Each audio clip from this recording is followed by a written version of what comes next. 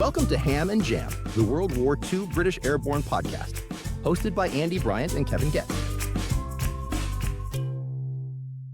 Welcome to another episode of Ham and Jam. I'm Andy Bryant, and joining me as ever, my good buddy from across the pond, Mr. Kevin Getz. How you doing, Kev?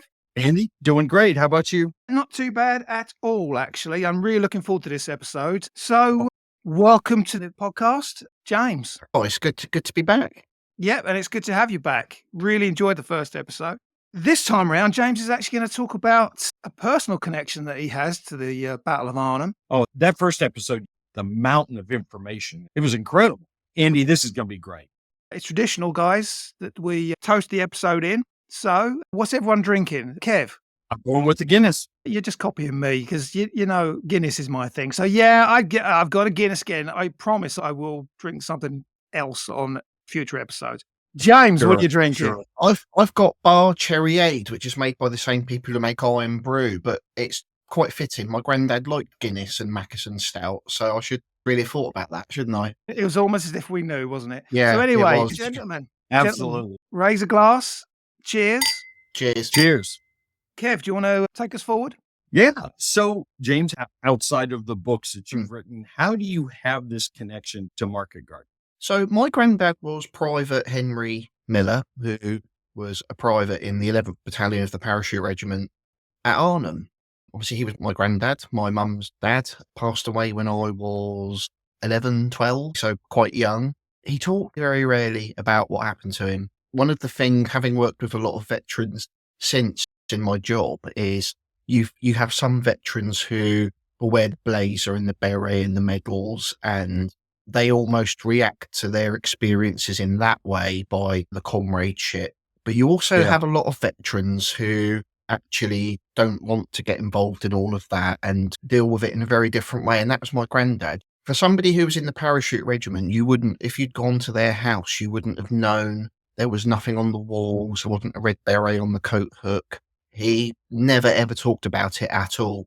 And there were probably two aspects. One, to find out that your granddad was involved in this amazing thing. And I remember my parents saying, oh, and by the way, there's a film about it. And when you're 11, 12 saying, oh, there's basically a film about your granddad, that's pretty amazing. Also, the fact that he talked so little about it. You guys know airborne veterans tend to have an extremely strong esprit de corps, and they're a real comradeship, and they don't stop wearing maroon when they leave airborne forces. If anything, they find more of it somehow. And it just always intrigued me that how was he involved in this amazing thing, but we knew so little about what happened to him. And that sparked my interest in military history. I studied history at university. I worked at the D-Day story for years. Obviously, there's a lot of correlation between D-Day and Arnhem. And that's really where writing military history books for me came from, because I found out about what happened to my granddad. And then you start to think, everyone's someone's granddad. They've all got their own stories. And ultimately, a lot of this history is a giant jigsaw puzzle of lots of different stories put together. And when you look at what happened to lots of people, you start to see trends and differences and how a whole generation was affected by this extremely traumatic event. Yeah. So where is he from? And obviously you volunteered to be a paratrooper. Where does he finally decide, this is what I want to do? Yeah. So he's born in Portsmouth in 1922. Before the war, he was an apprentice at Vosper's shipyard in Portsmouth, who built the motor torpedo boats, which is quite interesting, really. He ends up in the army because Portsmouth is very much Navy territory. But he joins the Home Guard, first of all. He's in the Portsmouth Battalion of the Home Guard for about a year. And then I think it's 1942, he's conscripted into the 10th Battalion of the Royal Berkshire Regiment, who are part of 56th London Division. And this is a real roundabout story. They go to Persia in Iraq, so they land in Basra, having gone round the Cape, and they go up to places that we've heard all about in recent decades, like Kut, Tikrit, and places like that. This is when there's a fear that the Germans are going to break out past Stalingrad and come down the Caucasus. That doesn't happen. So the 56th London Division, they're then sent westwards to Palestine and around the Suez Canal area, and that's where they train for Sicily. But when they're training for Sicily, he goes down with malaria quite severely, and he's in hospital in 2 spells. with malaria for a couple of weeks each time. By the time he recovers, the 56th London Division have gone to Sicily. So his battalion, hundreds of miles away, on active service. And we think he didn't talk about hardly any of this at all. But we think this is when he joined the parachute regiment, because he's completely dislocated from his battalion. He's in a convalescence depot. And we also know that around this time, the parachute regiment is starting to get a bit more desperate for recruits. So by this point, they're probably touring convalescence depots and looking for stray men and looking for recruits. And I think he did say to one of my uncles when asked about it, and this is one of my uncles who was in the army after the war, so it's interesting that he probably felt able to talk to him about it. He said, well, it was extra pay as well. I'll have some of that. So that's where he joins the 11th Battalion in Palestine in mid-1943. Did you ever get a sense, or did he ever talk about his training to be a parachutist? No, the parachute training, yeah. There's an interesting story to this. After the war, they lived on quite a large council housing estate on the outskirts of Portsmouth, and there was a social club of the kind that you find in a lot of places in Britain, which is basically a pub, just a different model, where when I was really young, say 5, 6, 7, on school holidays, he'd take me there and he'd get a pint of Guinness, of Mackeson Stout, and he'd just sit there and talk. And I think because I was too young to understand, he actually just taught about training. And I think I remember him telling me, like, if you ever parachute out of a plane, keep your feet and knees together and stuff like that. And I thought, oh, okay, yeah, sure. I really wish I could remember more of it, because it was really quite hazy thinking back. But he was telling me... But those things every 6-year-old should understand. Yeah, absolutely. Yeah, absolutely. I was exactly the same with my grandfather, James. And a lot of what you're saying actually reminds me of my grandfather and how I ended up being in the military and then having a love of military history. Yeah, Same thing. but it's amazing, really, thinking back, and Andy will know about this. The social club thing was just full of blokes of a certain generation sat on a table on their own with a pint of something, just sat, not particularly talking to each other, just sort of sat staring at into space. Yeah. It was quite nostalgic, actually, just talking about it. Yeah, so, I mean, he did talk about some of that stuff and about things, but I can't remember a huge amount about it, and he certainly didn't talk to a lot of my family about it either. So even from an early age, I can remember thinking there must be stuff here why he doesn't feel able to talk about it.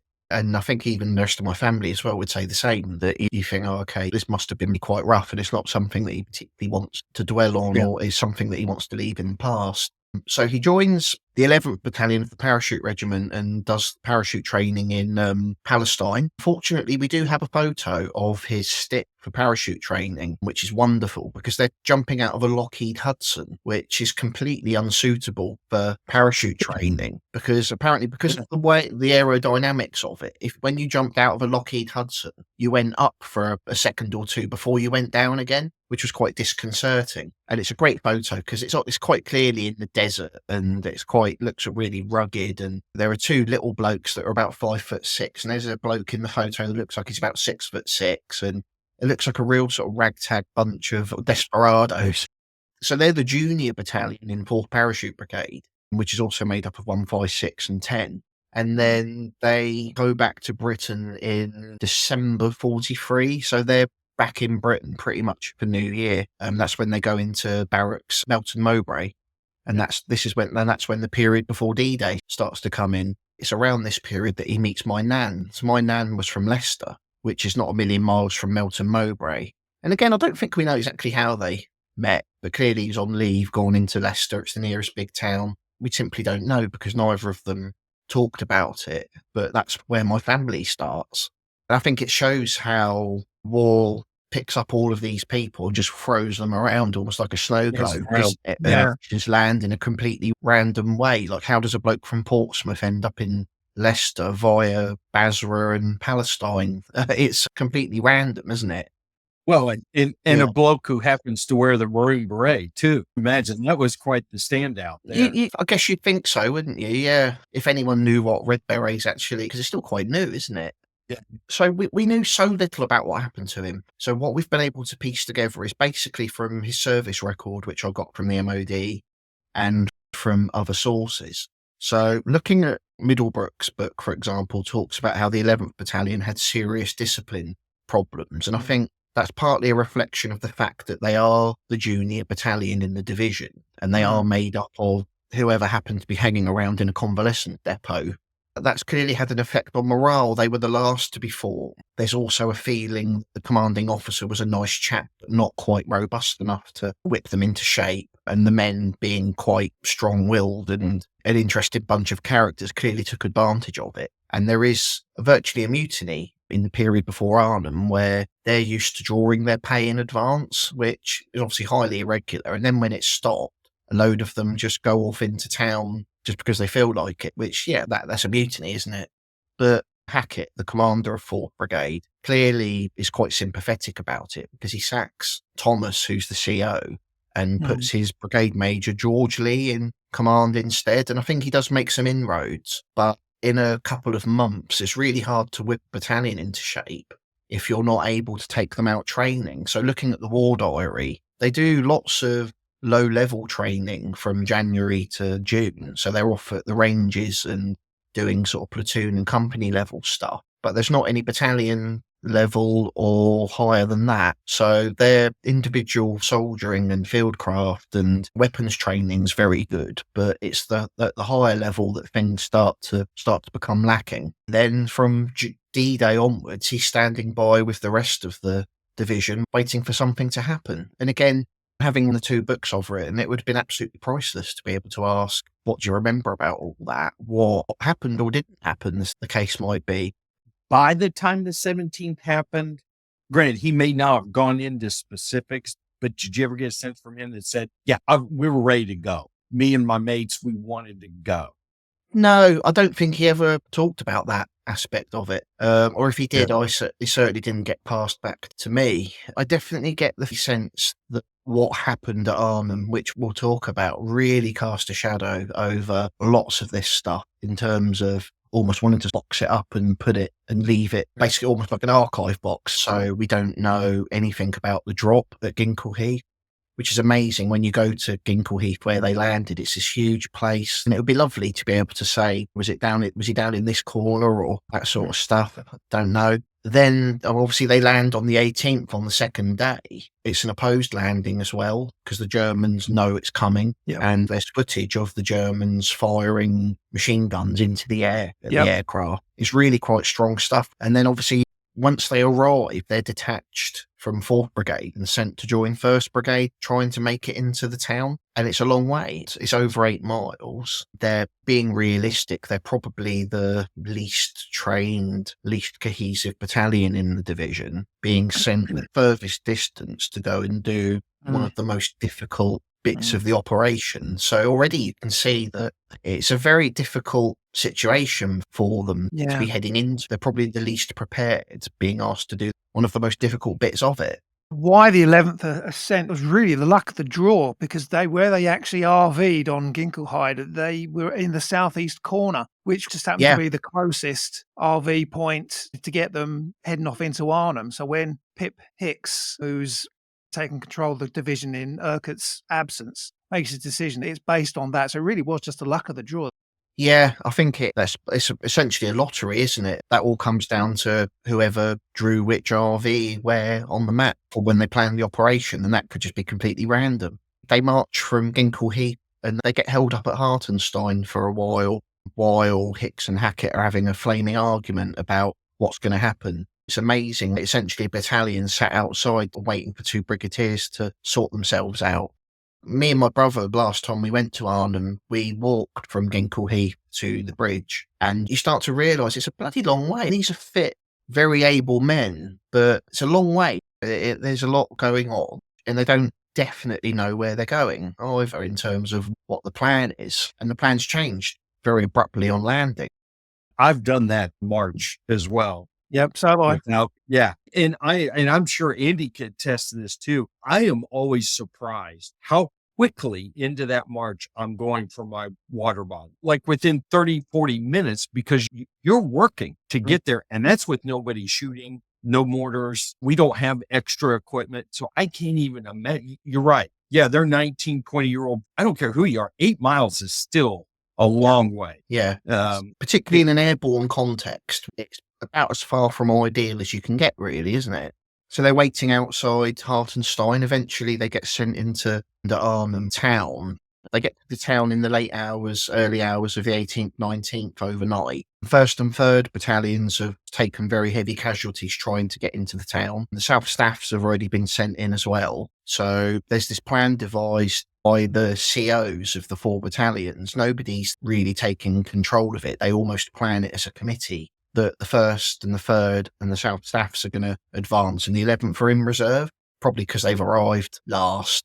That advance gets completely hammered because when you look at the topography of that area and the geography, and when you visit there, it's full of features which are ideal for the defender. So it's overlooked by high ground. You've got the railway cutting, that slope down to the river, the brick factory over the river. It's completely not what parachute battalions should be doing. It's not how the British Army prepared to fight in 1944, let alone parachute battalions.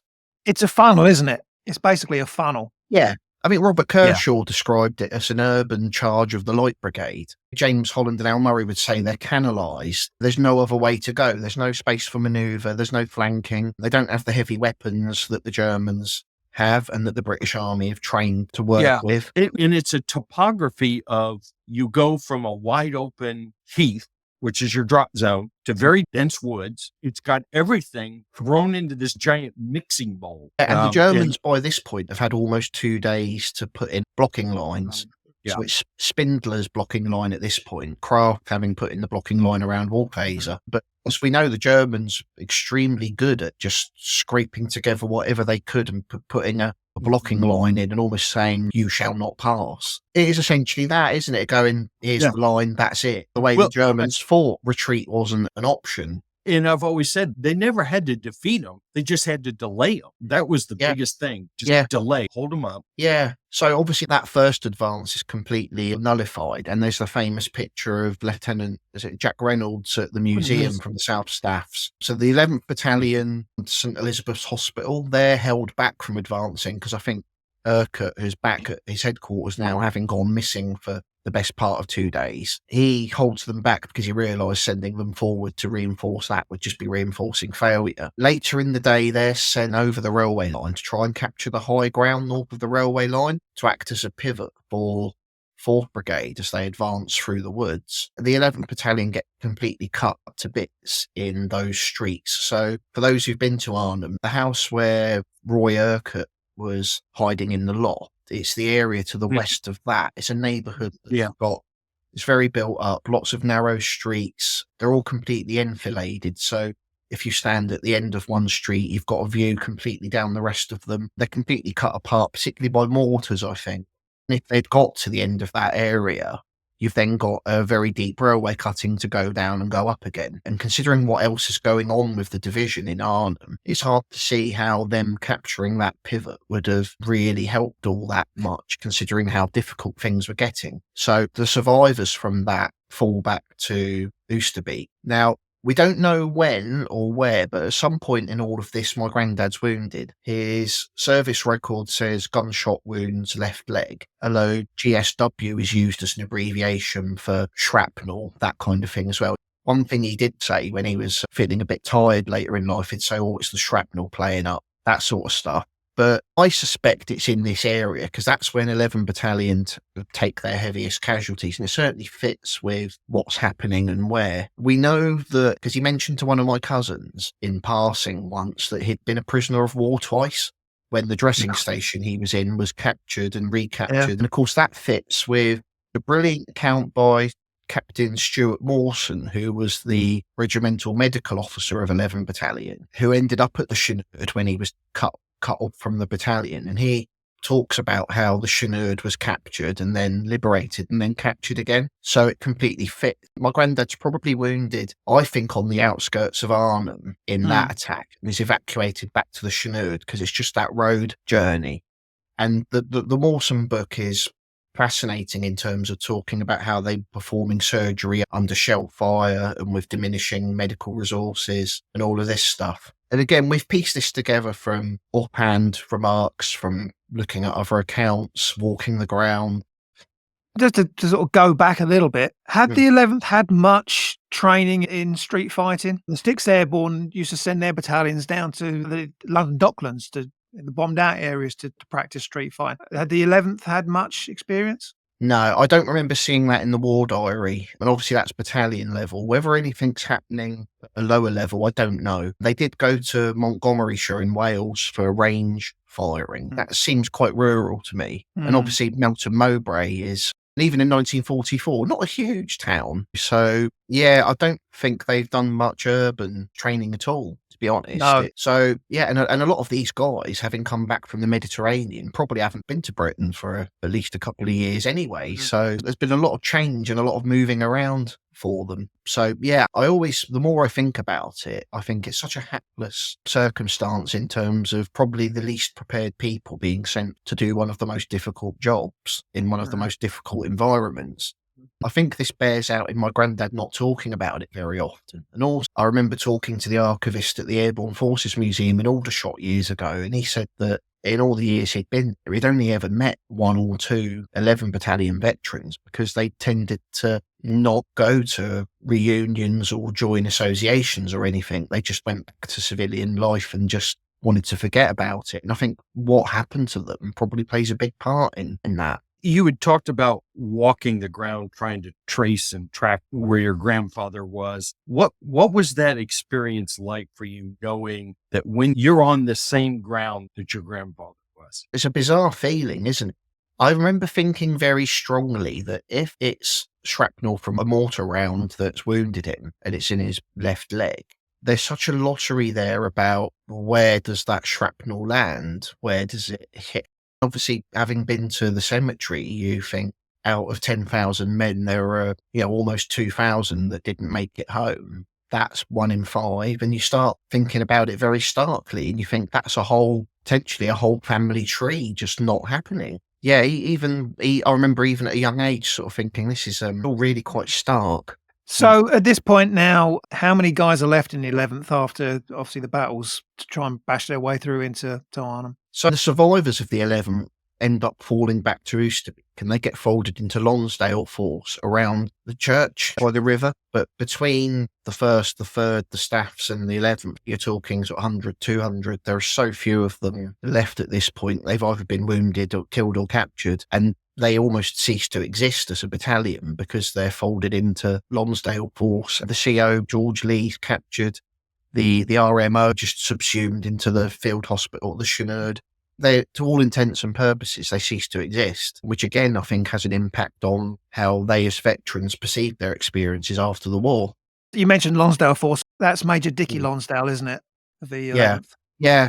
Dickie Lonsdale is clearly one of the characters who is sent into the 11th Battalion to reinforce it with some experienced officer cadre, and it's quite the character. There's a great account in Mawson's book where Lonsdale landed and had been wounded, I think by shrapnel. One of his fingers was hanging off by a tiny bit of scrap of skin, and Mawson said to him that you need to go to a dressing station to get this sorted out. And he said, I can't be bothering messing around with dressing stations. Can't you just bandage it up and I'll get on with it? And some brave person actually made him go to a dressing station, and that's why he was available to take command of Lonsdale Force when they pulled back to Oosterbeek. So it's a bit of serendipity there, really, that you had an experienced, very capable officer, because he'd been in North Africa with 1st Parachute Brigade. So at least he had that experience to fall back on. Was he with the 2nd Battalion at the Primisoli Bridge, I think? I'm not sure, but it certainly would fit with his career path. I seem to remember he was. I believe so, yes. Yeah. And you definitely see that in his handling of things. And also, as well, if you watch the film There's the Glory, he recreates his famous speech in the Oosterbeek church, doesn't he? Yeah, that's great as well, isn't it? That they weren't good enough for us then, and they're bloody well not good enough for us now. Yeah. That's an officer, isn't it? Oh, yeah. Oh, yeah. I think there's a certain sense of eccentricity with him as well. Oh, it's a grand tradition of eccentric British officers, isn't it? We talk about Tatham Water at the bridge with an umbrella. Lonsdale feels very much along those lines as well, doesn't he? Yeah, very much. Yeah, definitely. Very much so. So in terms of Grandad's story, he's at the Chinoord, and at some point he then is reported as being with 16 Field Ambulance which at this point in the battle is still working from St. Elizabeth's Hospital, but under German occupation. So reading between the lines, I think that during the truce to evacuate wounded, he's moved from the Chinood to St. Elizabeth's Hospital later on in, I think it's about the 22nd, 23rd, something like that. So he's moved from there. And then from there, airborne wounded are treated at a hospital in Apeldoorn. And then his story from there, he goes to Stalag 11B at Fallingbostel, which is between sort of Hanover and Hamburg. And we've actually got a postcard that he sent my nan when he was at Stalag 11B saying, please don't worry about me, my wounds have healed. Have you heard anything about presumably someone who's presumably one of his mates? But his handwriting was so bad we can't read it. And then he goes from there at Fallingbostel to Stalag 3A at Luckenwald, which is just south of Berlin. So he's gone from Fallingbostel to Luckenwald when they were marching prisoners of war across Germany, where the German transport network was on its knees. So we can only presume that they've probably marched them on foot. And he did have terrible problems with his feet for the rest of his life. And he did relay to my mum that was probably walking across Germany wearing substandard boots for the time of year and the distance involved. And he's liberated at 3A in late April by the Russians. So quite a journey. At that point, because he joined the army relatively late, they didn't demobilise him straight away. They transferred him to the Royal Army Ordnance Corps, and he saw out the last year of his service as a storeman. I think that's consciously because they realised what he's been through and gave him an easy job to wind down from. And then he comes home, marries my nan. They settle in Portsmouth. He went through various jobs over the years. He drove a lorry for the dockyard, but unfortunately when he was driving a lorry for the dockyard, part of that was dumping asbestos. He died of asbestosis in the mid-1990s. They were ripping asbestos out of ships and he was driving it and dumping it at another place in Portsmouth. So yeah, on the one hand you're tempted to think, I remember Grandad always being quite quiet and quite grumpy and stuff. And then when you think about it, you think there's no wonder really to have gone through all of that at such a young age, to be 22 at Arnhem, been to Iraq and Palestine and had malaria. So he had malaria for the rest of his life. That would flare up all the time. You think we think we're travelled, not compared to that. Did he ever go back to Arnhem? Yeah, once, I think. In the late 40s, he took my nan and he said that the people were really nice because he said that there were certain recognition signals they were told to look out for in terms of if a house was friendly. And I think he said that it was if there was a witch in the wind. I've never heard this anywhere else, so it might be true, it might not, or it might be fog of war.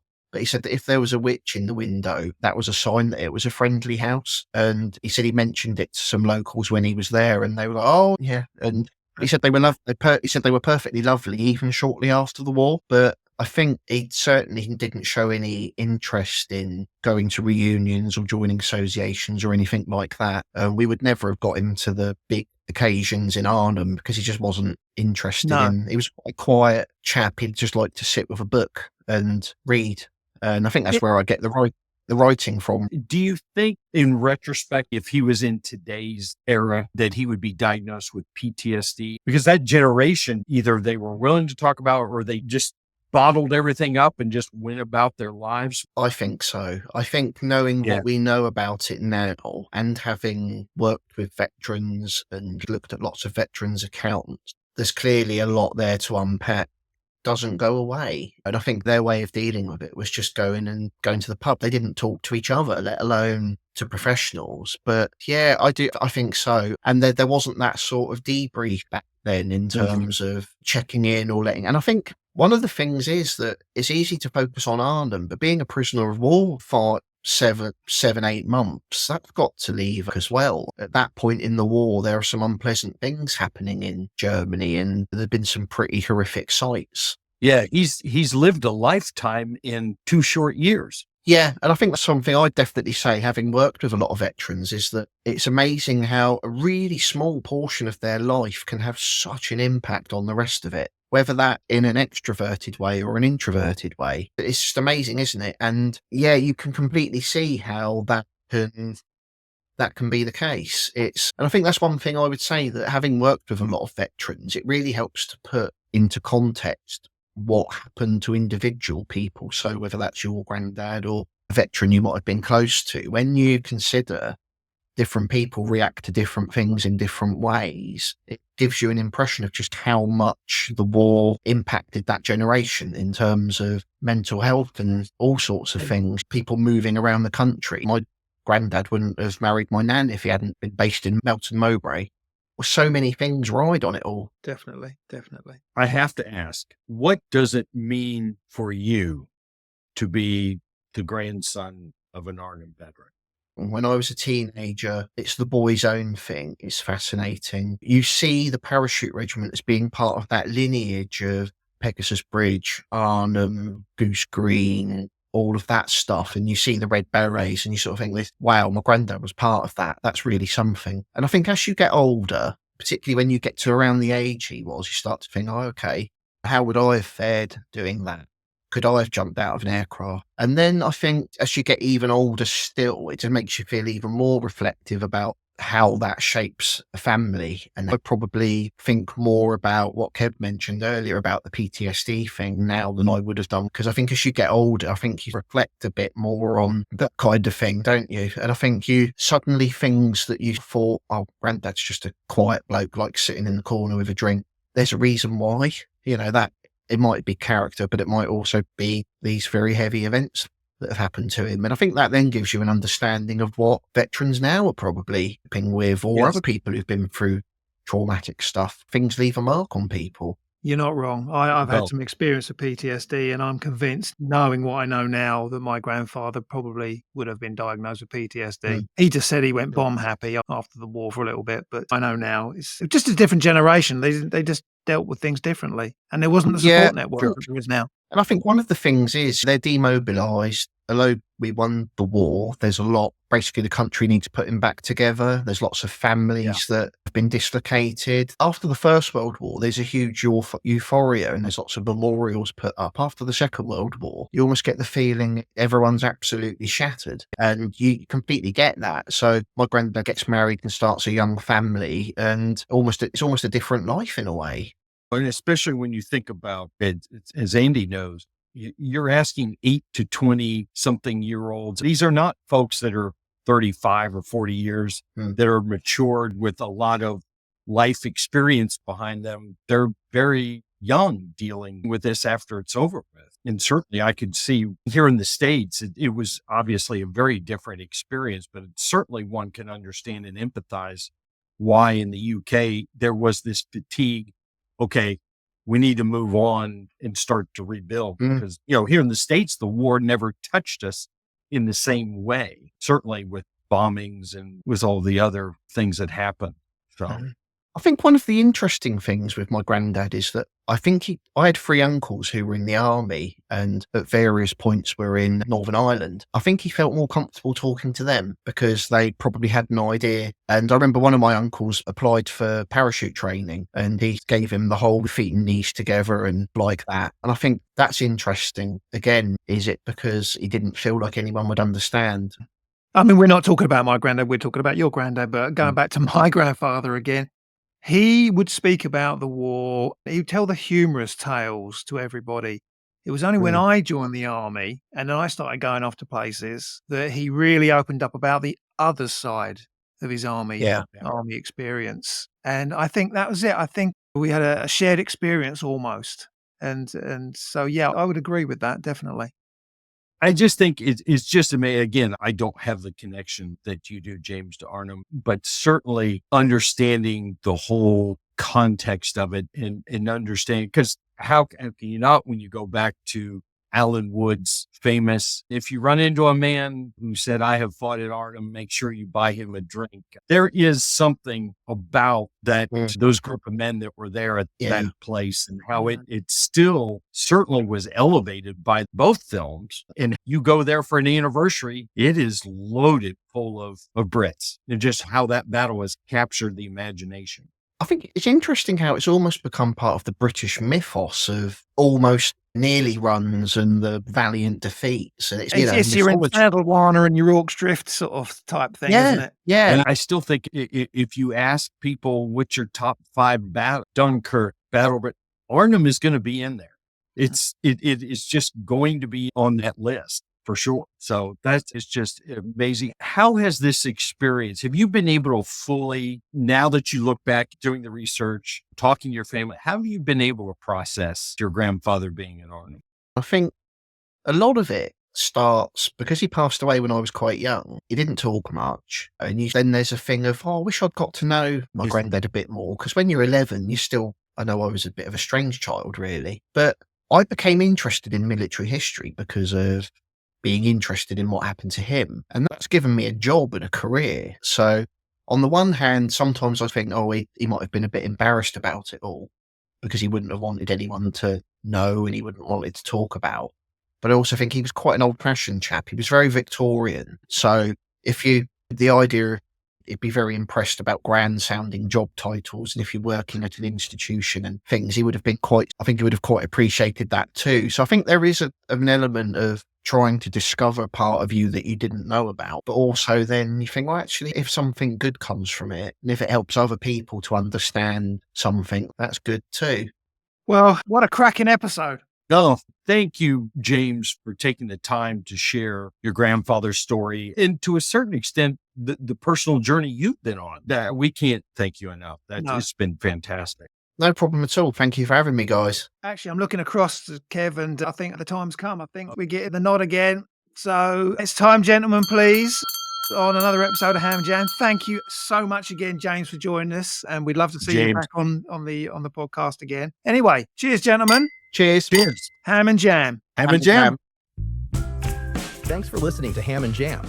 If you enjoyed this episode and want to help Andy and Kevin make more, please support us on buymeacoffee.com.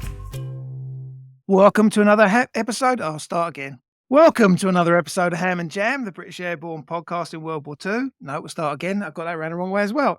I tell you what, I'll just say Ham and Jam. Do you know why, don't you? It's my second Guinness.